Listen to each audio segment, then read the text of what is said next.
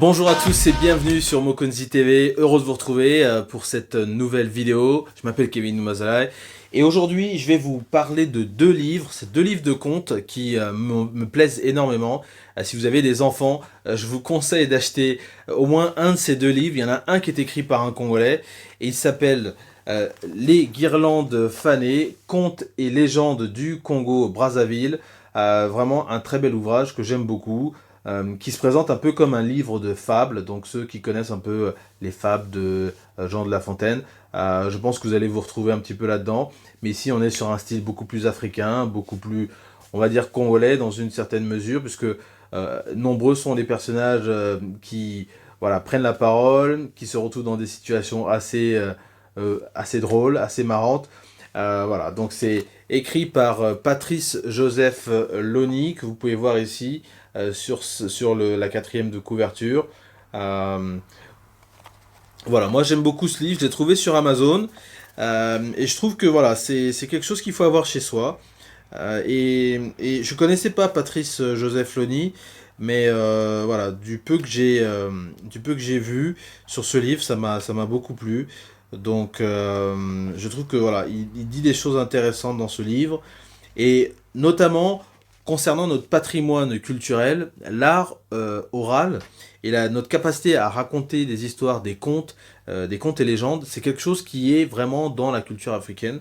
Donc quand vous avez un ouvrage comme ça, avec des contes que vous pouvez transmettre à vos enfants, je trouve que c'est juste magnifique en fait. Donc voilà, vous pouvez trouver ce livre.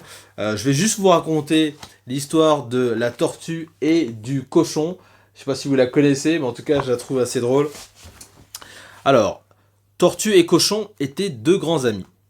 Un jour, Tortue dit à Cochon: peux-tu me prêter une certaine somme d'argent que je te rendrai dans 6 lunes? Cochon de lui répondre: naturellement. Ne faut-il pas s'entraider entre amis? Et il délia sa bourse. Les 6 lunes passèrent sans que Tortue ait honoré sa promesse. La créance qui commençait à dater restait toujours impayée. Las d'attendre, Cochon décida d'aller trouver Tortue. Quand Tortue apprit la nouvelle, elle dit à sa femme: dès que tu verras venir Cochon, ramasse des feuilles de manioc pour m'en couvrir, et tu feras semblant de les piler.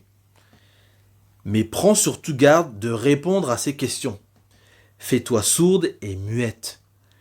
Alors il se fâchera, et puis il jettera dans la brousse tout ce qui se trouvera autour de lui. Et toi, tu pousseras des cris d'indignation en disant: ah, Cochon a jeté la pierre précieuse que les ancêtres nous avaient laissée en héritage. Tout se passa comme l'avait prévu Tortue.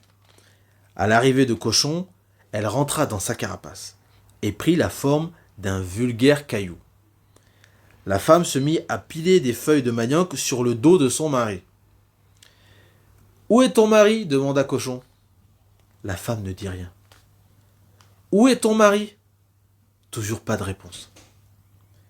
Alors Cochon se fâche, et dans sa colère, il jette dans la brousse tout ce qui lui tombe sous la main. La femme de la tortue, rompant son silence, se met à crier et à pleurer. Ah, Cochon a jeté la pierre précieuse que les ancêtres nous ont laissée en héritage.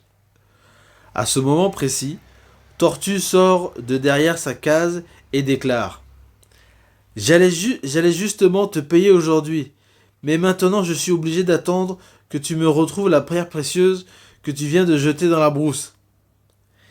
Et Cochon de se mettre à fouiller partout. Voilà pourquoi tous les cochons du monde remuent tout le temps la terre avec leurs groins dans l'espoir de retrouver la fameuse et prétendue pierre précieuse. Voilà une magnifique histoire donc de la tortue et du cochon.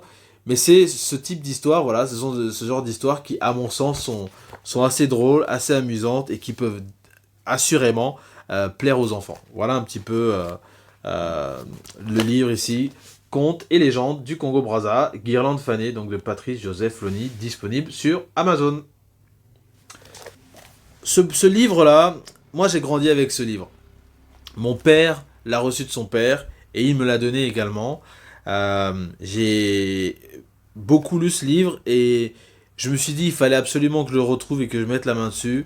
Et donc je l'ai trouvé sur Amazon. Donc, merci Amazon, merci Jeff. C'est un livre écrit par Léopold Sédar Senghor et Abdoulaye Sadji. La belle histoire de Luck le lièvre. Si vous connaissez ce livre, en tout cas, je vous dis déjà chapeau. Parce que ce livre-là, moi, ça a bercé toute mon enfance.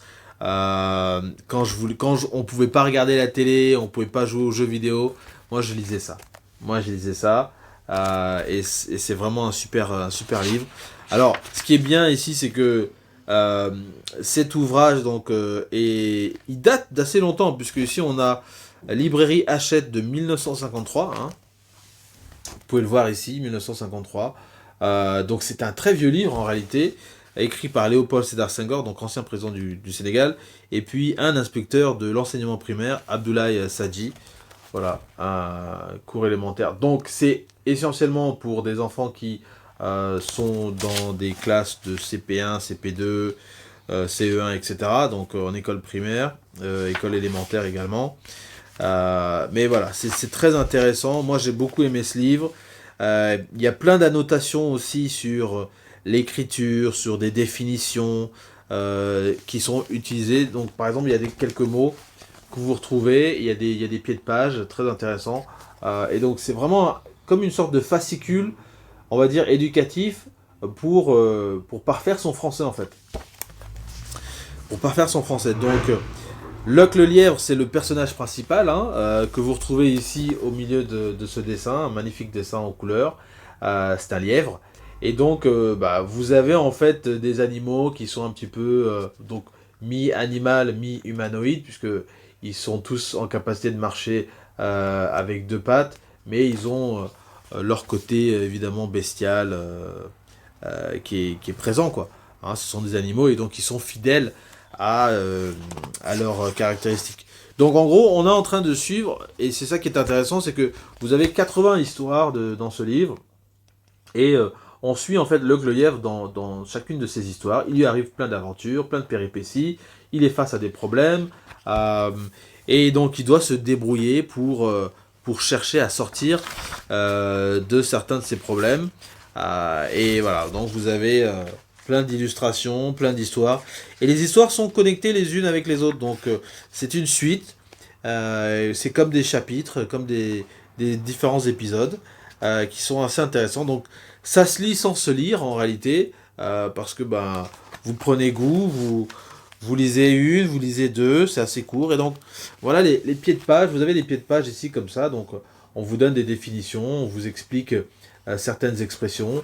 Par exemple ici dans l'histoire numéro 8, on a donc un exercice ici, prononcer silhouette, accueil, gentil et sympathique. Que signifie silhouette? Dessin que forme une chose quand on la voit de loin. Gesticule, font beaucoup de gestes. Monticule, petite élévation de terrain. Accueil, manière de recevoir quelqu'un qui vient chez vous. Sympathique, qui inspire l'affection dès qu'on le voit. Donc voilà, c'est hyper éducatif, c'est pour cours élémentaire, donc c'est vraiment pour parfaire son français. Mais moi je suis nostalgique de ce livre parce que les histoires de Luck le lièvre, à mon sens, on devrait en faire un dessin animé, on devrait en faire quelque chose en dehors de la version papier. Ça me rappelle un petit peu, alors par exemple ici vous avez alors je sais pas si c'est une fée, je crois, elle s'appelle... oui, c'est Mam Randatou la fée, d'accord, qui donc rencontre Luck le lièvre ici, qui est un peu comme... bon, ça peut vous inspirer de Caraba la sorcière avec Kirikou. Bon, ici c'est pas une sorcière, mais bon, on est voilà sur une femme africaine habillée en robe, avec une coiffe, des bijoux, une certaine parure. Enfin voilà, c'est très beau. C'est très sympa. Vous avez d'autres personnages comme Gaïndé le lion, par exemple. Vous avez ici Mam l'éléphant. Alors, c'est des noms à consonance sénégalaise, donc d'Afrique de l'Ouest, parce que c'est écrit par Léopold Sédar Senghor et Abdoulaye Sadji. Mais voilà, même vous voyez, dans le détail des dessins, vous avez un détail sur les accoutrements des personnages. Donc c'est pas choisi au hasard.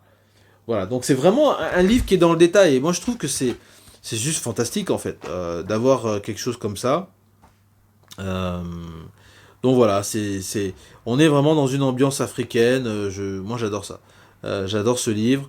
C'est un livre que je recommande vraiment hautement. Vous pouvez le trouver sur internet. C'est un vieux livre, hein, c'est vraiment un vieux livre, mais il y a des publications qui se font, donc on devrait en écrire d'autres, avoir d'autres histoires. Malheureusement, les auteurs, je ne sais pas s'ils sont toujours en vie. Enfin, notamment pour Abdoulaye Sadji, je ne sais pas. Mais voilà, c'est 80 histoires vraiment sympathiques, qui se lisent sans se lire en réalité, hein, parce que vous y prenez goût et puis vous allez jusqu'au bout, quoi. Donc ça peut peut-être inspirer aussi d'autres personnes qui veulent se lancer dans le conte pour enfants, parce que c'est un vrai business aussi, euh, et écrire voilà, des contes. Donc vous avez ces deux livres-là, deux livres africains, donc ces deux contes. Moi, je les aime beaucoup. En tout cas, c'est des contes que moi, j'ai pas d'enfants, mais je les lirais bien à mes enfants. Donc, c'est moi le grand enfant dans l'histoire. Mais voilà, deux magnifiques ouvrages, Guirlande fanée et La belle histoire de Locke le lièvre. Voilà, c'est tout pour moi. Et voilà, si vous avez aimé cette vidéo, n'hésitez pas à partager, mettez un pouce. Et puis, on se retrouve dans la prochaine vidéo. Ciao!